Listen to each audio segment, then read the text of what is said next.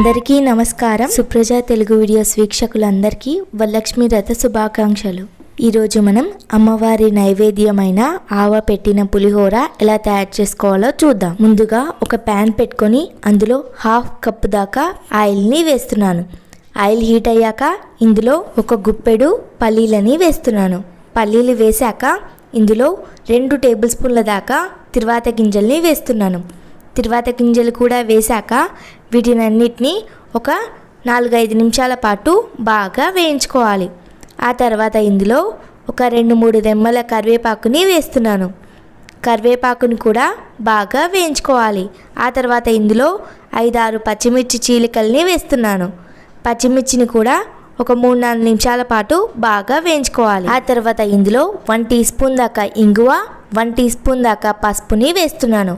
ఇవి వేశాక 1/2 కప్పు దాకా చింతపండు గుజ్జుని వేస్తున్నాను. ఈ చింతపండు గుజ్జు కోసం నేను ఒక పెద్ద నిమ్మకాయ అంత సైజ్ చింతపండుని తీసుకున్నాను.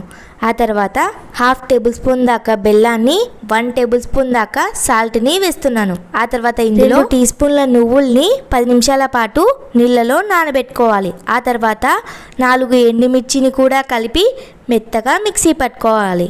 ఆ మిశ్రమాన్ని ఇందులో వేస్తున్నాను. ఈ నువ్వుల మిశ్రమం కూడా వేశాక బాగా వేయించుకోవాలి. ఈ నువ్వుల మిశ్రమం కూడా వేశాక ఒక 5-6 నిమిషాల పాటు వేయించుకుంటే సరిపోతుంది.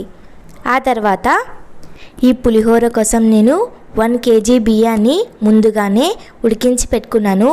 ఆ అన్నాన్ని ఇందులో వేసి అంతా బాగా కలిసేటట్టు కలుపుకోవాలి. అంతే, ఎంతో రుచిగా ఉండే అమ్మవారి నైవేద్యం ఆవ పెట్టిన పులిహోర తయారైంది.